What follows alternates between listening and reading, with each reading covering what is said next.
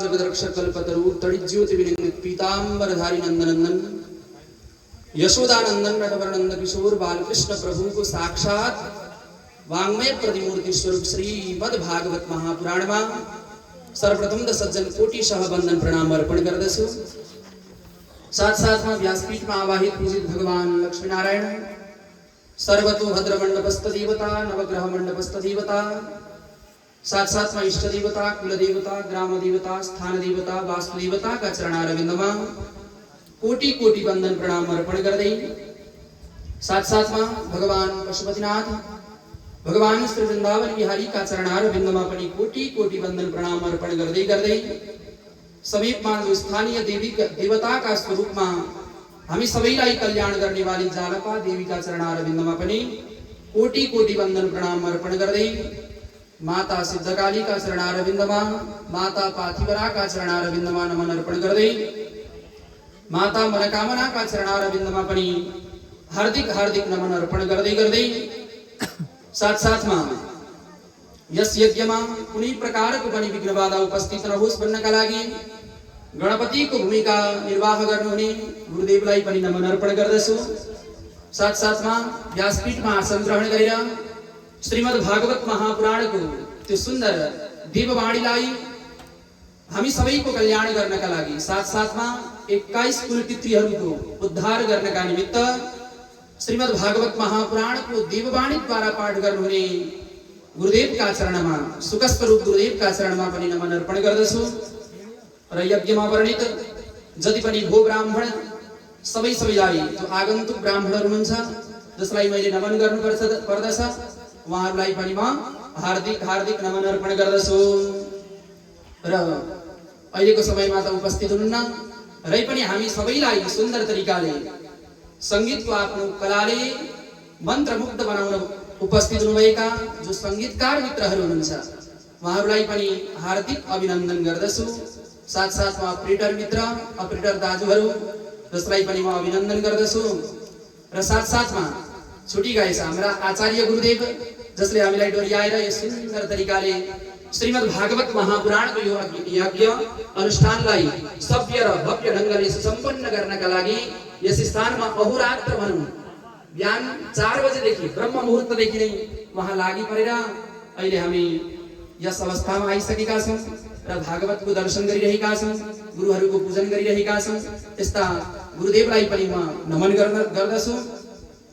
र साथ साथमा यस स्थानमा उपस्थित हुनुभएका सम्माननीय वर्ग नमनीय वर्ग जसलाई मैले नमन गर्नुपर्दछ वन्दन गर्नुपर्दछ लब्ध प्रतिष्ठित परोपकारी सबैलाई मेरो तर्फबाट हार्दिक नमन अर्पण गर्दछु। र साथ साथमा ममतामयी वात्सल्यमयी करुणामयी माताजीहरू भावमयी पिताजीहरू भक्तिमयी ज्ञानमयी दाजुभाइ तथा दिदीबहिनीहरू सबैलाई मेरो तर्फबाट दशमला जोडेर राधे राधे को हार्दिक अभिनन्दन सबैजनाले स्वीकार गर्नुहोला। एक पटक हात माथि उठाएर भन्नुहोस् राधे राधे जय श्री राधे। राधे राधे को नाम हामीले उच्चारण गर्यौं भने सबै प्रकारका बाधाहरू नाश भएर जान्छन्। त्यही भएर सज्जन हर्ष र उल्लासका साथमा 7 दिनसम्म कम से कम भए पनि हामीले राधे राधे को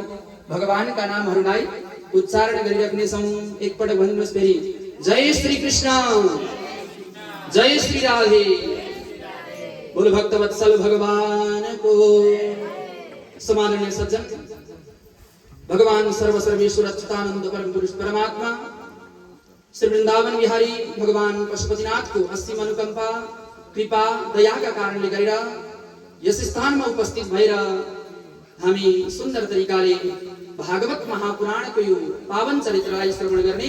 सौभाग्यलाई प्राप्त गरिरहेका छौं। भगवान को कृपा त सधैँ छ। साथ साथमा जो दिवंगत हुनुभएका पितृहरू हुनुहुन्छ नि उहाँहरूको पनि जब विशेष कृपा हुन्छ जब आशीर्वाद हुन्छ तब मात्रै यस्तो प्रकारको जुन भागवतलाई श्रवण गरिसकेपछि मनुष्यका अन्तर हृदयका सबै अज्ञानका ग्रन्थीहरू छन् ती सबै नाश भएर जाने गर्दछन्। भौतिक ज्ञान त हामी स्कुलमा गएर श्रवण गर्न सक्छौं प्राप्त गर्न सक्छौं तर अध्यात्मको जुन ज्ञान छ जुन ज्ञानलाई पाइसकेपछि हामीले आफूले आफूलाई बुझ्न सक्छौं म को हुँ कहाँ छु कहाँ के छ हाल आफूले आफूलाई बुझ्दैन रे मान्छेले संसारलाई बुझ्दछ समुद्र भित्र के छ बुझ्दछ मनुष्यले चन्द्रमामा के छ त्यो बुझ्दछ तर म को हुँ म कहाँबाट आएँ भन्ने कुरा चाहिँ मनुष्यले बुझ्न सकेको हुँदैन त्यो चाहिँ कसरी बुझ्न सकिन्छ त भन्दा जब हामी श्रीमद् भागवत महापुराण जस्ता दिव्य ग्रन्थहरूलाई श्रवण गर्दछौँ जब हामी शास्त्रलाई श्रवण गर्दछौँ तब मात्रै हामीले त्यस्ता प्रकारका आफ्नो स्वरूपको बारेमा ज्ञानलाई प्राप्त गर्ने गर्दछौँ यस्तो श्रीमद् भागवत महापुराणको सुन्दर हामीले श्रवण गर्ने सौभाग्यलाई प्राप्त गरेका छौँ हामीले श्रवण गर्दा हाम्रो त कल्याण हुन्छ नै हुन्छ र यदि हामीले भक्तिपूर्वक भावपूर्वक दत्तचित्त भएर मन लगाएर श्रीमद् भागवत महापुराणको श्रवण गर्यौं भने ती पितृहरू जसले मोक्ष पाएका छैनन् उत्तम गति पाएका छैनन् तिनीहरूले पनि उत्तम गतिलाई प्राप्त गर्ने गर्दछन् श्रीमद् भागवतान मुक्ति भनिएको छ भागवतलाई श्रवण गरिसकेपछि नै के हुन्छ त भन्दा ती प्रेतहरूको पनि जसले उत्तम गतिलाई प्राप्त गरेका छैनन् त्यस्ता प्रेतहरूको पनि उद्धार हुने गर्दछ भनेर भागवतमा सुन्दर तरिकाले वर्णन गरिएको छ श्रवणात् सद्य वैकुण्ठ फलदायकम जसको श्रवण गर्नाले जसको मनन गर्नाले जसको चिन्तन गर्नाले नै मनुष्यहरूले त्यो वैकुण्ठमा प्राप्त हुनेवाला आनन्दलाई प्राप्त गर्ने गर्दछ त्यही भएर त सन्त महात्माहरू जो हुनुहुन्छ देख्दाखेरि त यसो साधारण उहाँहरूसँग न खानका लागि हुन्छ न बस्नका लागि कुनै ठेगाना हुँदैन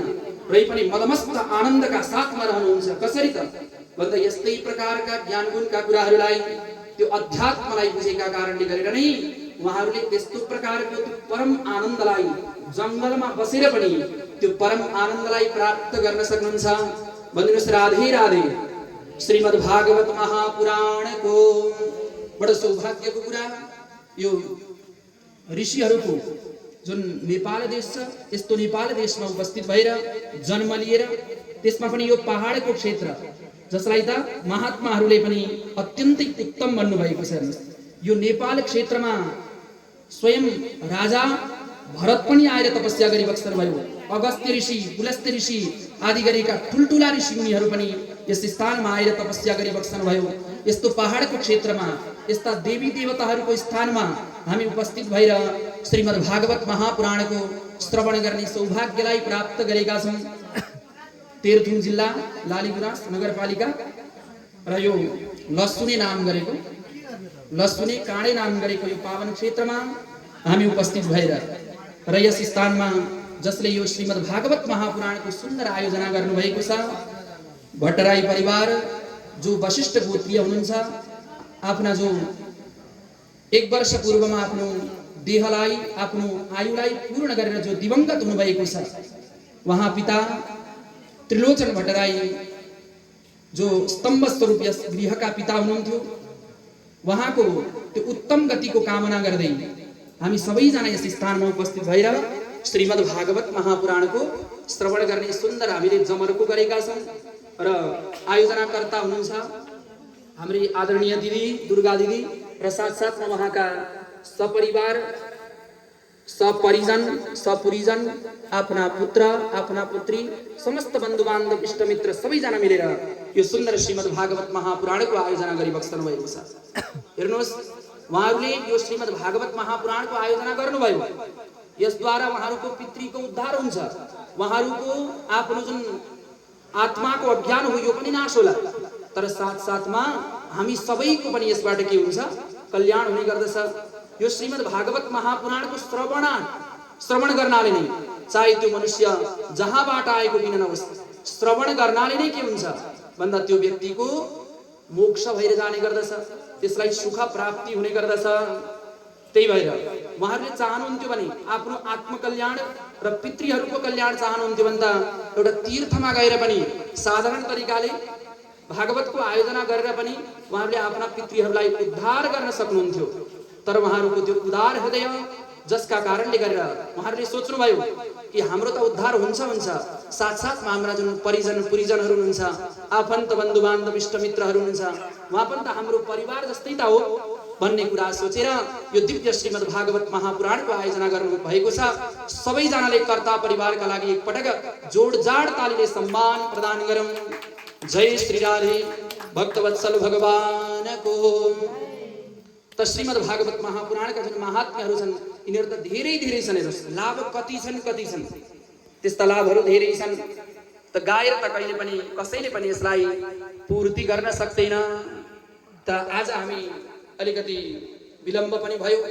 गर्दै ल्याउँदै गर्दाखेरि सबै पूजा गर्दै र शोभायात्रा गर्दै आज विलम्ब भएका कारणले गरेर गुरुदेवले फटाफट पूजा चाहिँ गरिसक्नु भयो र हामीले जुन आजको कर्म हो त्यसलाई चाहिँ हामीले समुद्घाटन गर्यौं। श्रीमद् भागवत महापुराणको 1 अध्यायको पाठ पनि हामीले श्रवण गर्यौं र अब आजको चाहिँ अब रात्रिकालीन समय पनि भइसकेको छ र विश्रामको समय पनि भइसकेका कारणले गरेर अहिलेलाई चाहिँ म यति नै भन्दै मेरा यी 2 शब्दहरूलाई यही स्थगित गर्दै अब भोलिको ठीक 10 बजेदेखि हामी 12 बजेसम्म श्रीमद् भागवत महापुराणका दिव्य रसमय कथा लीलाहरूलाई श्रवण गर्दै आनन्दित हुँदै झुम्दै नाच्दै कीर्तन गर्दै ती परमात्माका चरणार बिन्दुमा आफ्नो मनलाई लगाउनेछौँ भन्दै मेरा यी शब्दहरूलाई तिनै गोविन्द चरणार बिन्दुमा अर्पण गर्दै समस्त भक्त भागवतहरूका समीपबाट बिदा हुन्छु। आफ्नो वाणीलाई यही स्थगित गर्छु। अवस्थ जय श्री राधे जय श्री श्याम सुन्दर भगवानको। श्रीमद् भागवत महापुराणको वशिष्ठ गोत्रका समस्त कुल पितृहरूको जय जय श्री राधे श्याम।